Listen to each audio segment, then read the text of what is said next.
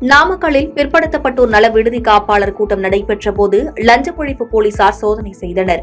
அப்போது விடுதி காப்பாளர்களிடம் இருந்து கணக்கில் வராத ரூபாய் 1,69,000 பணத்தை பறிமுதல் செய்தனர். கிருஷ்ணகிரி மாவட்டத்தில் பெய்த கனமழை காரணமாக போச்சம்பள்ளி அருகே சின்ன அலோரஅள்ளி பகுதியில் உள்ள கோழிப்பண்ணையில் வெள்ளம் புகுந்தது. இதில் வெள்ள நீரில் மூழ்கி 6,000 கோழிகள் உயிரிழந்த நிகழ்வு அதிர்ச்சியை ஏற்படுத்தியுள்ளது. திருவள்ளூர் மாவட்டம் பத்தியால்பேட்டை அருகே வீட்டு வாசலில் நிறுத்தி வைக்கப்பட்டிருந்த பொறியாளரின் இருசக்கர வாகனம் திருடப்பட்டுள்ளது. இந்நிலையில் கொள்ளையன் அதிகாலையில் 4 முதல் 5 இருசக்கர வாகனங்களை சோதனை செய்து அதில் ஒரு இருசக்கர வாகனத்தை மட்டும் தள்ளி செல்லும் சிசிடிவி காட்சிகள் வெளியாகி அதிர்ச்சியை ஏற்படுத்தியுள்ளது.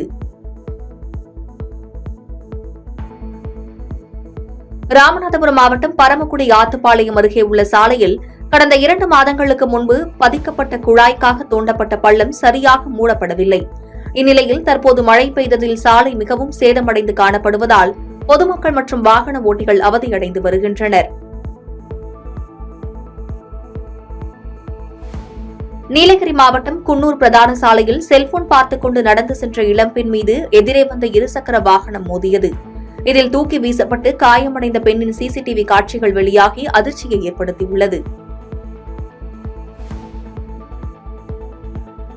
தஞ்சாவூர் மாவட்டம் கும்பகோணம் ஊராட்சி ஒன்றியத்தில் உள்ள 270 பயனாளிகளுக்கு 9.45 கோடி மதிப்பீட்டில் கலைஞரின் கனவு இல்லம் திட்டத்தில் வீடு கட்டுவதற்கான ஆணை வழங்கப்பட்டது. இதனை மாநிலங்களவை உறுப்பினர் கல்யாண சுந்தரம் மற்றும் கும்பகோணம் எம்எல்ஏ சாக்கோட்டை அன்பழகன் ஆகியோர் வழங்கினர். தஞ்சாவூர் மாவட்டம் கும்பகோணத்தில் பள்ளியை போலி பத்திரங்கள் மூலம் அபகரிக்க முயற்சி செய்தவர்களுக்கு உதவி செய்த பத்திரப்பதிவுத்துறை அதிகாரிகளை கண்டித்து ஆர்ப்பாட்டம் நடைபெற்றது. இந்த ஆர்ப்பாட்டத்தில் கட்சி நிர்வாகிகள், ஆசிரியர்கள், பொதுமக்கள் ஆகியோர் கையில் பதாகைகளுடன் கண்டன முழக்கமிட்டனர்.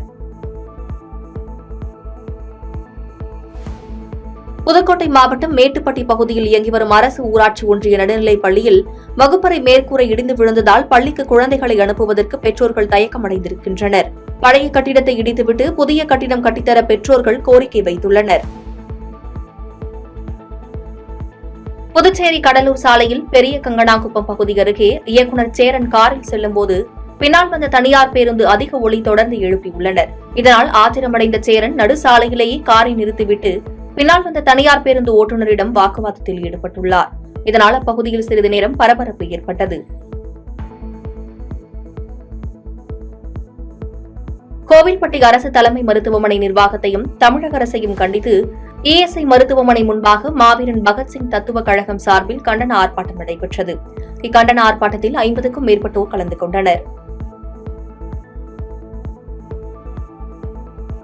தூத்துக்குடி மாவட்டம் கோவில்பட்டி சிந்தாமணி நகர் பகுதியைச் சேர்ந்த மனோ என்பவர் திருமணமாகி 1 மாதத்தில் ரயில்வே தண்டவாளத்தில் சடலமாக கிடந்ததால் பரபரப்பு ஏற்பட்டுள்ளது.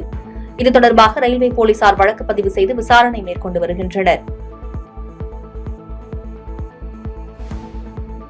கோவில்பட்டி அருகே குளத்துவாய்ப்பட்டியில் குடும்ப பிரச்சினை காரணமாக கிணற்றில் குதித்த பெண்ணை விரைந்து சென்று காப்பாற்றிய தீயணைப்புத் துறையினருக்கு பாராட்டுகள் குவிந்து வருகின்றன.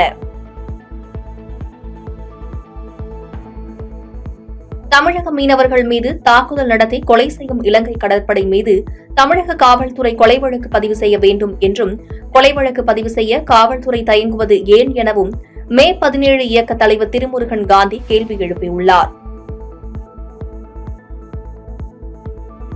பாதகம் செய்பவரை கண்டால் நாம் பயங்கொள்ளலாகாது பாப்பா, மோதி மிதித்து விடு பாப்பா, அவர் முகத்தில் உமிழ்ந்து விடு பாப்பா. அண்மை செய்திகளை உடனுக்குடன் தெரிந்து கொள்ள இணைந்திருங்கள் இயம்நாடு தொலைக்காட்சியுடன்.